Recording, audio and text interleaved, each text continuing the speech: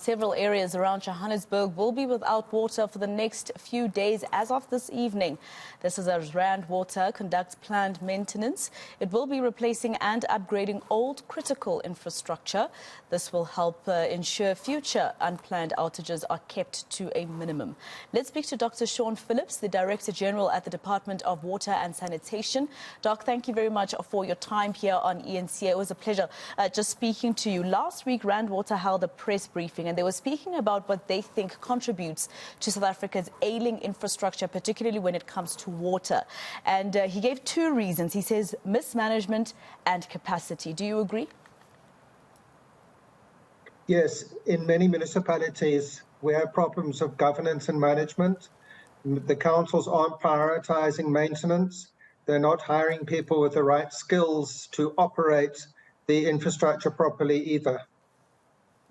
He also says municipalities don't have enough storage capacity, which then in turn goes back to this vicious cycle of making it their problem as Rand Water, because they buy water from your department and they bulk buy and then they give to municipalities on your behalf, right?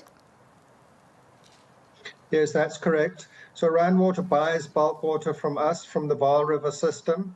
It treats the water. It also stores the water, and then it sells the water to the municipalities in Gauteng.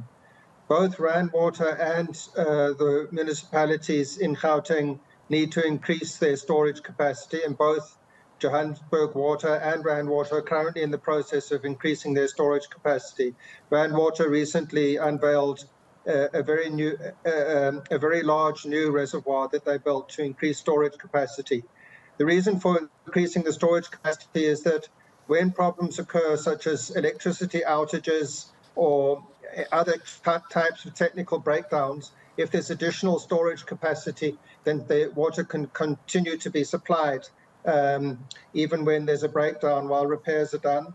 And in addition, if there's additional storage capacity, then when there is a breakdown, then the system can recover more quickly and more easily.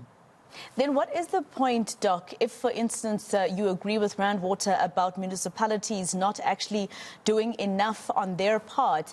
Rand Water will fix its infrastructure, but then at the end of the day, they need the municipal infrastructure for water to get to our taps, right? So if municipalities don't do enough maintenance on their side, even if nothing breaks down at Rand Water after this week, as long as there is no maintenance on municipal level and there's mismanagement there, Joburg residents will still face the same problem, or am I incorrect? Well, I think we need to look at the specific municipality involved here, which is Johannesburg Water, which is going to experience the shutdown as a result of the maintenance work being done by Rand Water. Johannesburg and Joburg Water are one of the better municipalities in terms of maintenance of their infrastructure.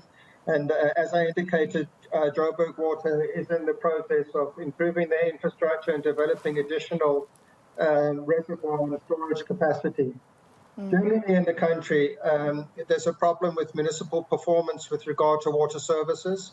Water services are generally declining in many areas of the country, but Johannesburg and Johannesburg Water are by far one of the best performing municipalities in terms of the way they operate and maintain their water infrastructure. How much does corruption on a municipal level contribute to this issue, Dr. Phillips? Because you might remember, for instance, there are water board projects in Limpopo, some in KZN, where lots of money has been put into these projects, sometimes even the budget balloons, yet residents still don't have that service. Yes, corruption has been a major problem and continues to be a major problem in many municipalities. Our approach is to have a zero tolerance to corruption. If we become aware of corruption in any of our water boards or get reports of corruption in any municipalities, we immediately report it to the police and to the Special Investigating Unit.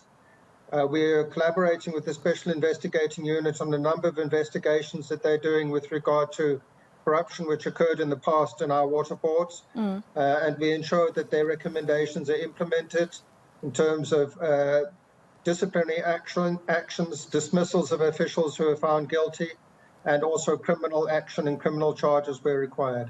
Are you able to give us a recent example of these recommendations being implemented? Yeah, so for example, we recently dismissed one of our Deputy Director Generals as a result of an SIU investigation into SAP licenses which were wrongly procured for the water boards by the Department of Water and Sanitation. There was an SIU investigation. There was a recommendation that we should take disciplinary action against the official who was involved. We had a disciplinary hearing and the official was dismissed. All right, Doc, just my last question to you. Recent power cuts, obviously not the more recent ones like your stage 3, because that's a lower stage or a lower level of blackouts, right? But previously we went through your stage 6 and 5s, and that's the most we've been through so far, according to Eskom. Does this contribute at all to ailing infrastructure? When it comes to water supply? I know that there is some connection with electricity and, water pumps, etc. Yes, exactly. So water supply relies on electricity. Electricity is required to pump the water into the reservoirs. Electricity is also required to pump sewage down the sewage pipelines. Electricity is required to run water treatment works and wastewater treatment works. So the water supply system is very much reliant on electricity supply. Rand Water has exemptions from load shedding from Eskom because it procures electricity directly from Eskom for some of its major facilities, but some of its other smaller facilities are embedded in municipal electricity distribution systems. And there it's much more difficult to exempt those facilities from load shedding because they're embedded in the municipal electricity distribution systems, and it would be very expensive to isolate them from those municipal distribution systems, and you would have to then isolate huge areas of a municipality just to isolate those particular facilities, which would mean that the municipality would then not be able to meet Eskom's targets for load shedding. So we're encouraging the water boards and municipalities to put in place alternative sources of power, such as solar panels and inverters, as far as possible. Many of them have done so and are in the process of doing so, and have also procured generators to enable them to continue supplying water when there is load shedding. But many of the poorer municipalities have struggled to find the funds to do that, and also to pay for the diesel to operate the generators. So load shedding is continuing to have a very adverse effect on water supply in many areas. Yeah, and of course, the load shedding is something that many services in our country were not prepared for, even business and us as ordinary citizens. Doc, thank you very much for your time. Dr. Sean Phillips, the Director General at the Department of Water and Sanitation.